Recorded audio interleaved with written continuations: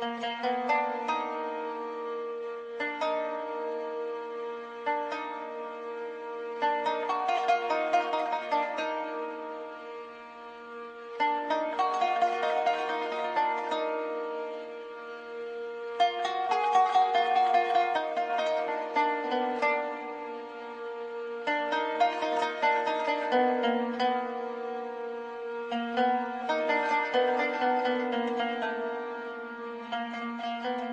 جهان را نگر با چشمی خیرد، نی بدان چشم کاندر رو نگری. همچو دریاست وز نکوکاری، کشتی ساز تا بدان گذری.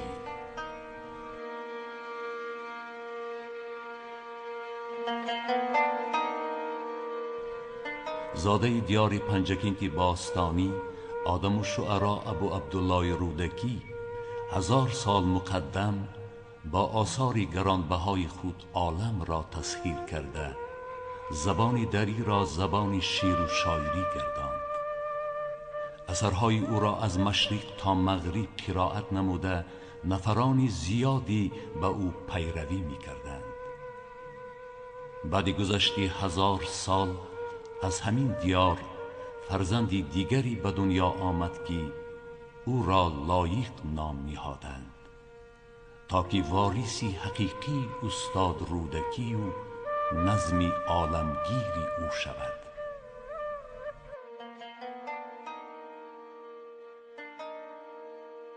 بر قصری حیات سنگی بنیادم من، یک کودکی خوشنامی جهان زادم من. تاریخ به پشتاره من چون باری، فرزندی تمامی آدمی زادم من.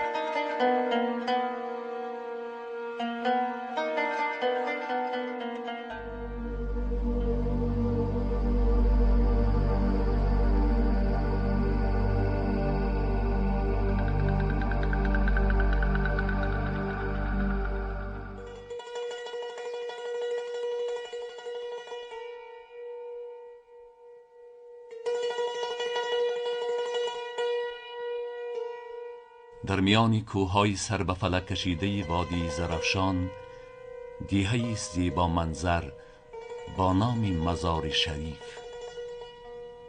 این دیهه آرامگاه یکی از صحابه های برجسته اسلام و استاد حدیث خواجه محمد بشارا می باشد که زیارتگاه مسلمانان زیادی جهان گشته است. لایق از همین دیهه خوب به جهانی بیکنار راه یافت.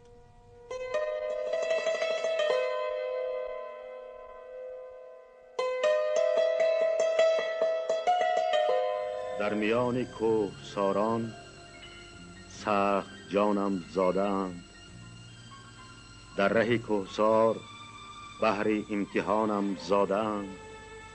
والدین بینشانم چون نشانم زاده‌اند، در دیار کم زمین بیکرانم زاده‌اند.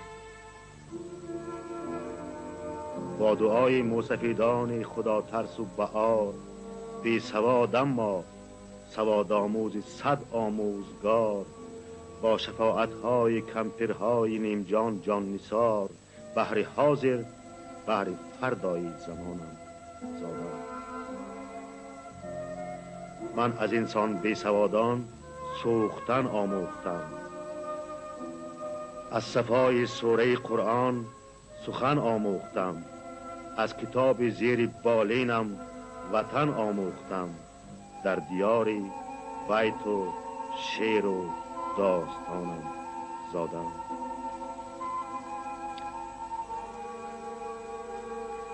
در میان کوهساران کوهسانم زادم، با غرور قله ها هم آشیانم زادم. در کنار چشمه بحر دمانم زادم، در ده خردی برای 100 جهانم زادم.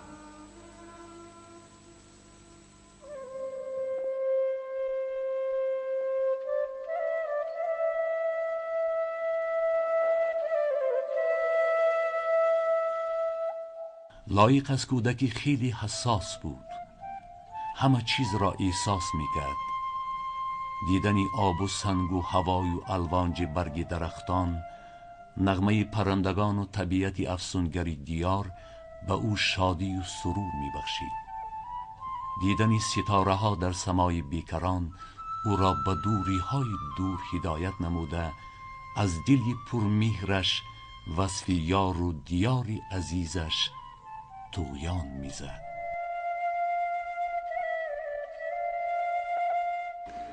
صنف یکم فقط من میدونم، چون که صنف یکم همون استاد کرده سال قینتا بود. این لایقم خود اون وقت ولی مکتب نوشتن شد. خود 3 سال مکتب نوشتن، چون که 7 سال تا 7 سال نداره. لایق 6 ساله بود اون وقت. لایق 6 ساله بود بعد رفتن مکتب با من کارشان نپردم در مکتب قبول کردم. معارف بودم، معارفی هم رایان کار خودشون بود. با اون کار رفتم یکمین بار رفتم صنف یکم درم. خاص صنف یکم هم ترتیباتی هم باید سلام علیکم همیشه بجا آورد و گرچه اون لایق ده روی خطا برول هم روی خطا یوی خطا روی خط گفتن یوی خطا هم گفتن تلفیق معارف دو کردم.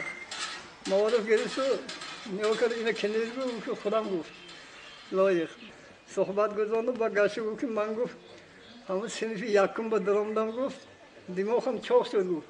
حالا آن کنم که مردم گفت که ایلیمنتای حرف آموزان برکار گفت لایق گفت خط نویس یک بچه مایده گفت خط نویسه یاد گرفت گفت و یک کم چپاتری تراگوچه برمان براد نشان داد و بعد گشته با میگم رحمت به این آدم گفت من رحمت به این آدم گفت. من از مکتب از معلمانی که در مکتب بودن در مکتب دیه هم در آموزگاه شهر پنجکین هم در بعد که آمدم در دانشگاه آموزگاری واقعا معلمای وارد بودن، معلمانی که از ادبیات و زبان و عموما از فنهای بشری علوم بشری آگاهی داشتن و براستی که من هر کتابی که اونها میگفتن میخواندم. البته در کتابخانه مثلا دیه ما خیلی کتاب کم بود. اولین کتابی که به دست من افتید من از شرق آزاد استاد ترزاده بود و بعد یادداشت‌های استاد عینی اینا من ورق میخوندم و از یاد میدانستم. بعد در آموزگاه معلم دیگر داشتیم خدا رحمتی شریف زاده که اون کس بسیار ادبیات کلاسیک خوب میدانستند و بیشتر به ما لغت میآموزوندند و هر کدام ما دفترچه لغت داشتیم. هر روز پیش از شروع درس استاد شریف زاده از هر کدام ما 10 12 تا 15 تا 20 لغت میپرسیدند که وظیفه داده بودند. من قفای کتاب‌ها را اونجایی که توضیحاتش از ورق می‌زدم و بیشتر از یاد کردم آمدم و به همین بهای 5 می‌ماندم. خرسند می‌شدم که از اون معیاری که گفتن بیشتر ما شعر از یاد کردیم و لغت از یاد کردیم. همینطور شرط من آهسته آهسته مایده بعد بعد زیاد شد و اینجا که آمدم در دانشگاه آموزگاری انا استاد مرسوی بودن و استاد اسمت الله و فیشان جانوف و اینها که بسیار پرستاری کردن و غمخواری کردن و رفت آمد من با اتفاق نویسندگان شروع شد. استاد باقری امزاده می آمدن در آموزگاه دانشگاه آموزگاری. من هم می آمدن به اداره صدای شرق شعرهای نخستین می آوردن می خواندن ایراد می گرفتن ایراد داشتن درست می کردیم یک جای بعضا درست می کردیم بعضا می فهمدن چیکار کردن کار که مصر هموار شود و به در بخورد به غیر واقع. همینطور اساس من در محیط ادبی وارد شدم. نمیدونم چی کاری کردم یا نه اما تا امروز هستم.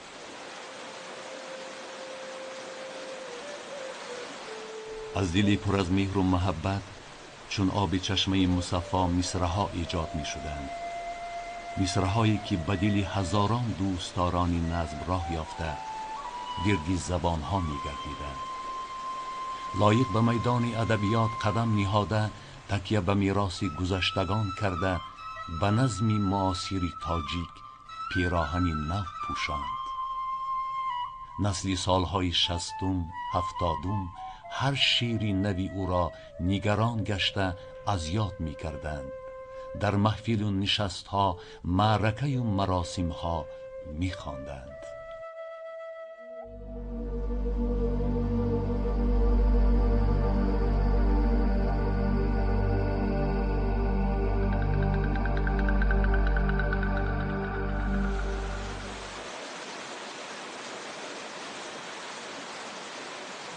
دریا همیشه خودش پاک میکند، دریا همیشه خودش در حرکت جاودانه خودش مطهر میکند، یعنی پاکیزه میکند. از این لحاظ در خلقه هم میگن که از آب سیغل گرد حلال است. مثلا از این نظر یک جای عبرت آموزی از دریا هست که انسان هم باید خودش مثل دریا، اصلا دریا منظور من رود است، رودخانه است، چون که دریا دو معنی هم دارد، هم رود هم دریا و هم بحر هم معنی دارد. اصلا بیشتر هم رودهای کوهستان ما هستند که بسیار پاک و زلال هستند و چون از بچگی من با این جویها و دریا و رودخانه ها انس گرفتم و یک جزئی زندگی من است و همیشه من از دریا پاکی و صفا و باز چون گفتم پاکیزه کردن جهان معنوی خود تمنا دارم و بیشتر برای همین مراجعه میکنم به دریا و شعر بسیارم گفتم، هم در غزل ها هم شعر علیحده، دو ره سازیم و دو تنها، من و دریا، من و دریا.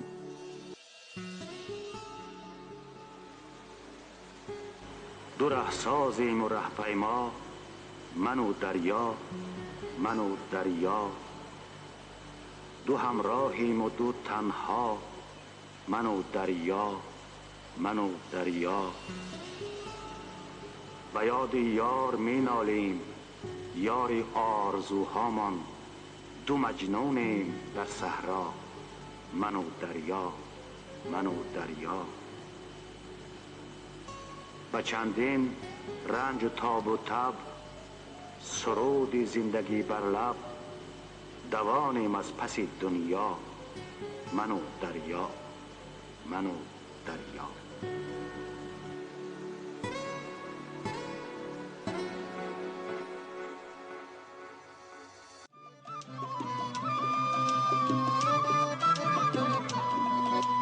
من عاشقی دریاستم، من عاشقی دریاستم، پر شور و پر سوداستم، پر شور و پر سوداستم. تا نبدی دنیا مراست، دنیاستم دنیاستم، دنیاستم دنیاستم. تا نبدی دنیا مراست، دنیاستم دنیاستم.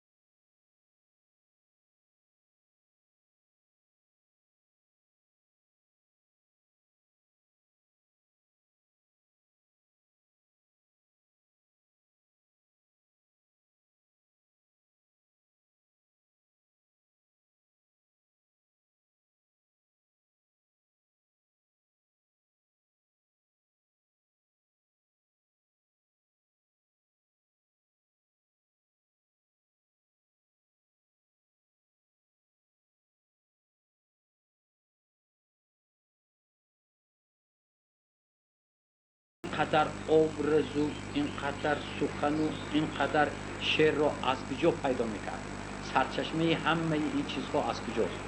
خصوصا سرچشمه الهام مادرنویسی لایق از کجاست؟ من مثل لایق شاعری را ندیدم که اینقدر برای مادر سوزد، اینقدر مادر را بزرگ دارد. من گمان میکنم که لایق در زمان مادر خدایی زندگی کرده.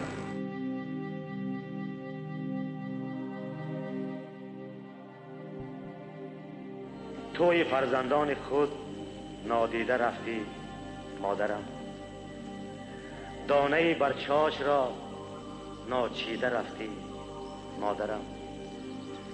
پیش پیش دسته کیلینبران مشعل به دست، شادمان پیرانه نارقصیده رفتی مادرم. نام میماندی به نیت بر همه نوزادها، رخت می آراستی در توی نودامادها. تاج طلای عروسان را تو می بستی مدام، عطر می آمیختی بر نکهت گلبادها. با گل و گلدسته مکتب خانه می بردی مرا، بر جهان قصه و افسانه می بردی مرا. بعد مکتب تا دل شب با زبان شکرین، بر جهان قصه و افسانه می بردی مرا.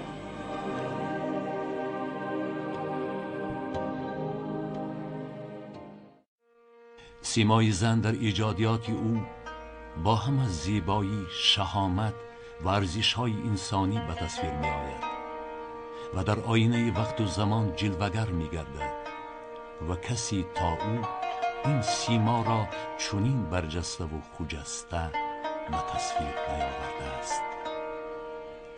تو خوشترین ترانه دل منی، تو عمر شاعرانه دل منی، تویی که برق میزند جوانیم، تو نور آشیانه دل منی، تویی که غرق گل شدم در عاشقی، تو باغ پرجوانه دل منی، تویی که زیر آسمان ستاده‌ام، تو شه ستون خانه دل منی، تویی که ناز میکنم به زندگی، تویی که نازدانه دل منی، تویی که زیر آسمان ستاده‌ام، زمینه زمانه دل منی، تویی که شیر می تراود از دلم، یگانه یگانه دل منی.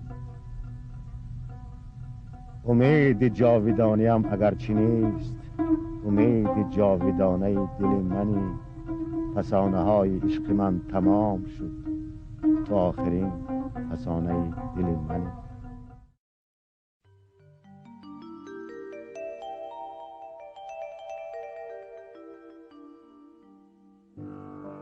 لایق در آسمان شیری ما چون برق درخشید، سینه ابرهای کهنه سرای را بردرید، به اطراف روشنی انداخت، به بالا تولیدگاه نور و صفا و آفتاب و ستاره ها نظر کردن را آموزاند. و سخنی ما را از عمومی سرای نجات داد و آن نهضتی را که استادانش در این را آغاز کرده بودند ادامه داد. ربایی، دوبیتی، غزل، شعرهای آزاد و سفید و چهارپارگی های مشخصی او همان نوع شعر ما را نو کرد.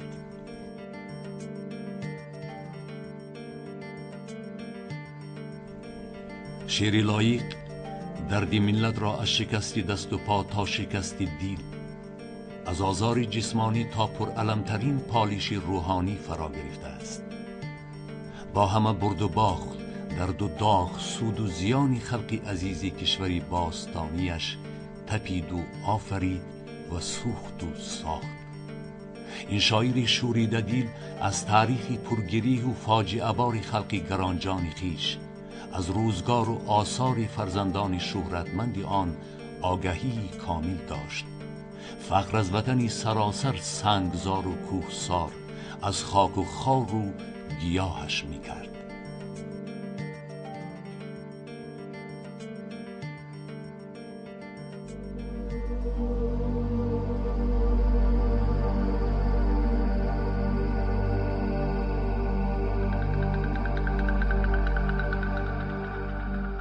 تاجیکستان معموره امروزه نیست، فقط معموره تاجیکستان امروزه نیست، بلکه تاجیکستان فرهنگی، تاجیکستان معنوی، تاجیکستان تاریخی فراختر از آن تاجیکستانی است که ما امروز داریم. در هر کجا زبان فارسی تاجیکی صدا می دهد، در هر کجا یک بیت شعر فارسی تاجیکی شنیده می شود، در هر کجا یک دیوان فارسی تاجیکی خوانده می شود، اونجا یک پاره تاجیکستان هست. مولوی می گوید که هر کسی که از همزبان شد جدا، بینوا شد گرچه دارد صد نوا. اما من گمان میکنم که امروز از همزبانی بیشتر همدلی تاجیکستان ضرور است، زیرا شاید تاجیکانی در اقصای جهان باشند که زبان تاجیکی را فراموش کردند، اما روحاً و قلباً با تاجیکستان هم قسمت، هم نصیب و شریک شادی و غمهای اون هستند. من آرزو دارم که امروز تاجیکستان واقعی ما یک آهنربا باشد و تمام تاجیکان جهان مثل پاره‌های آهن به سوی این آهنربا میل کنند، رغبت کنند، جذب شوند تا که تاجیکستان اون مفهوم بزرگ تاریخی خود را کسب کند. هر کوه وطن سری بلندی توی ماست، هر سنگ وطن بسان هیکل زیباست. عالم همه جا عزیز لیکن ما را مادر یکتاست، تاجیکستان یکتاست.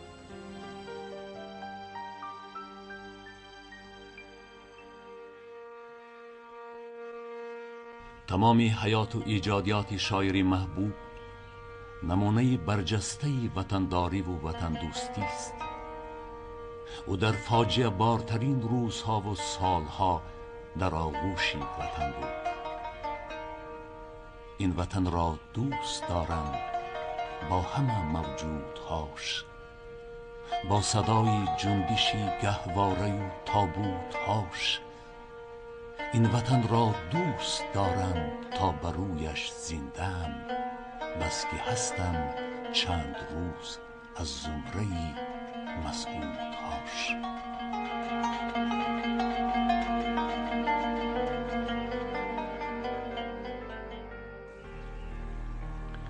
جان به قربان تو ای ملت خونین کفنم، بودی بیت الشرفم گشته بیت الحزنم. دشمنت چار طرف اجنبی و خانگیند، تنی تنها و چی نیرو صف اعدا شکنم. دوست دشمن نسق و دشمن تو دوست نماست. راست گویم بپرانم ز چشم و دهنم. تاجیکم در وطن خویش چرا متهم است، یا خطا رفته به تاجی تولد شدنم. ای خراسان تو بگو ساحت ایران ویچ کو، من از این فاجعه چون شکوه به یزدان نکنم. کو دیگر شعشعه دانش و فرهنگ بزرگ، کو دیگر کر و فرو نعره غلغل فکنم. روز و شب از غم تو گریه کنان می سوزم، تو به خون غرقه و من غرق ملال و میهنم.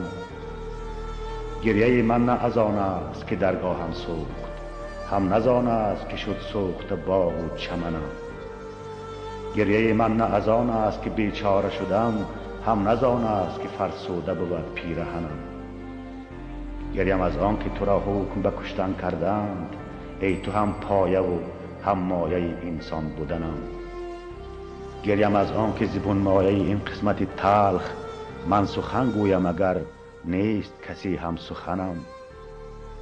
گریم از آن که به ژرفای چنین فاجعه نشود خیره کس از هم نسب و هم وطنم.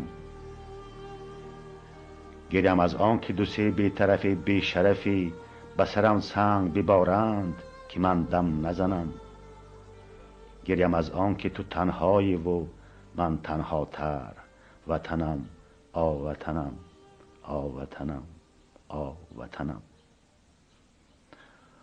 آرزو میکنم که هیچ کدام ما در آغوش وطن، در آغوش این کشوری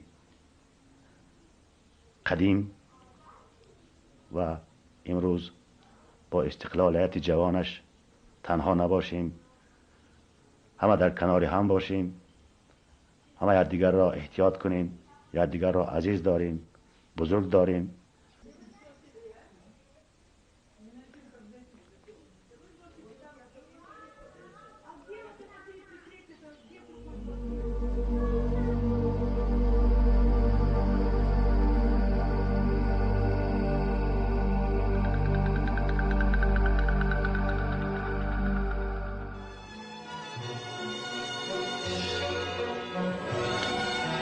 از ماه گرفته تا به ماهی ماییم، گنجینه اسرار الهی ماییم.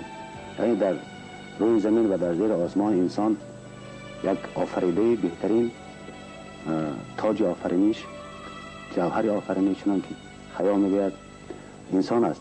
بنابراین وقتی که انسان تنها در فضای کائنات میبینید، واقعا روحش به بالا میرد، روح او همیشه به سوی آسمان ها، به سوی خدا نگرانده میشد. چنان که باز مولوی میگوید ما زی بالایم بالا میرویم، ما زی دریاییم دریا میرویم، ما از اینجا و از اینجا نیستیم، ما زی بیجاییم بیجا میرویم. یعنی پرواز روح انسان به سوی آسمان ها است، یعنی به سوی تکامل است، به سوی یافتن خود است یا رسیدن به اصل خود است. در این زمانه به هر بهانه نه تو بمانی نه من بمانم، نصیب دل را زیدار دنیا نه تو ستانی نه من ستانم. چه زود راندیم که زود ماندیم، به جان خسته دیگر به تندی، به دشت قسمت سمند نوبت نه تو برانی نه من برانم. وجود ما را فگار کرده محبت از ما فرار کرده، که بار غم را به کاروانها نه تو کشانی نه من کشانم. خروش و مستی غرور هستی گذشت از ما، کنون دریغا نه تو چنانی نه من چنانم، نه تو جوانی نه من جوانم. شهر دوشنبه شهر جوانی های ماست، شهر جوان هاست، شهر زمان عشق و عاشقی من است که طی شده است در اینجا. و اما شعر رودکی، آثار رودکی از ما و از شهر دوشنبه جوانتر است و از همه آنهایی که امروز جوان هستند شعر رودکی، آثار رودکی جوانتر است. و من آرزو میکنم که جوانها و من مردم شهر دوشنبه و تمام مردم تاجیکستان از بیت استاد رودکی هر کی ناموخت از گذشته روزگار، هیچ ناموز از هیچ آموزگار پند بگیرند. و من باز شکر قسمت میکنم که درباره دوشنبه در قطار اشاق سمرقند و اشاق تاشکند، من اشاق دوشنبه هم نوشتم با تلقین دوستان که آوازخوان بسیار ممتازی ما جاربیگ مراد میخوانند و در اونجا این بیت است که دوشنبه شهر آبادان، دوشنبه شهر آزادان، برغم پیری میشورد جوانی و تب و تابش. و من آرزو دارم که دوشنبه شهر باز هم شهر عاشقی، شهر جوانی، شهر صلح و صلاح، شهر آبادی، شهر برابری، همدلی، همزیستی و همزبانی همه مردم تاجیک خواهد بود. و ما آرزو داریم که در آینده شهر دوشنبه مثل یک گهواره تمدن تاجیکان شهرت پیدا کند.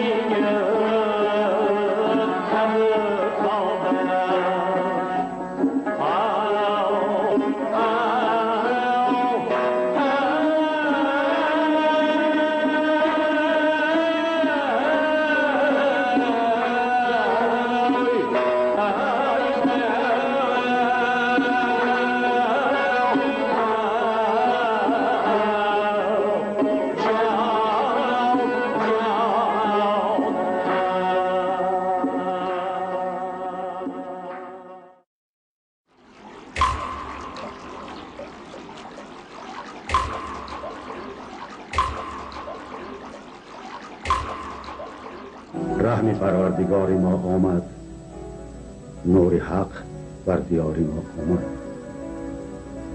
جنگ بنیاد سوز ما بگذشت، صلح بنیاد کار ما آمد. زندگی سخت در ز مردگی بود، هاتف زنده‌دار ما آمد. کوی و برزن پر از گدایان بود، فرصت شاهکار ما آمد. اختر نحس از سر ما رفت، اختر سعد یاری ما آمد. از سری ما خزان فشان بگذشت، گلفشان بهار ما آمد. کوه سارا ببخش پستی ما، کوه سارا ببخش پستی ما، ننگون نام و وقار ما آمد. حال زار و نزار ما بگذشت، وقت جود و نثار ما آمد. جنگ دیوانوار ما بگذشت، صلح دل انتظار ما آمد.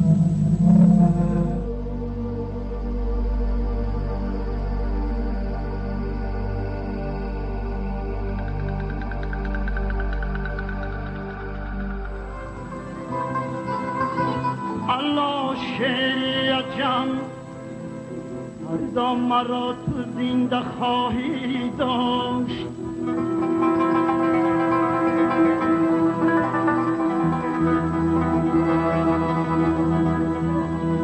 الله شوری دل دنیا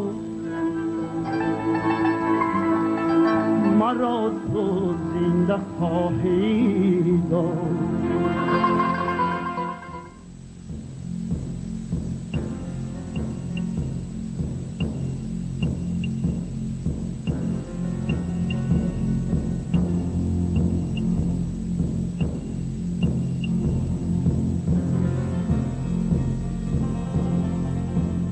دوستان، وقتی گل خار مرا یاد کنید، چون گل سنگ ز کهسار مرا یاد کنید. گر بخواهید که من خفته نباشم در خاک، با دل و دیده بیدار مرا یاد کنید. غم و شادی جهان در دل من خاک شده است، سر هر شادی و تیمار مرا یاد کنید. هرگهی جام به کف مست و گران جان خوانید، شعر خیام به تکرار مرا یاد کنید. من همانم که شما دیده و کف کوفته اید، با همان ننگ و همان آر مرا یاد کنید.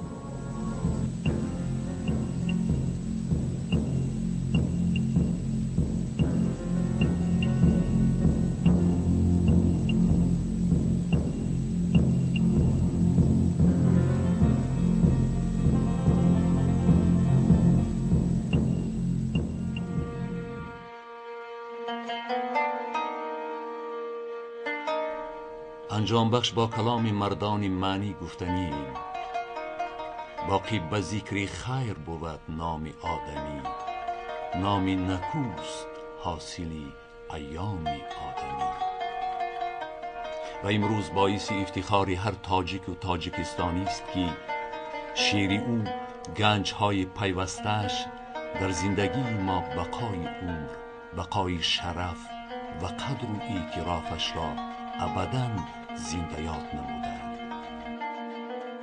من بعد 1000 سال می آیم باز، چون مرغ خجسته فال می آیم باز. گر بعد 1000 سال یادم بکنید، از بعد 1000 سال می آیم باز.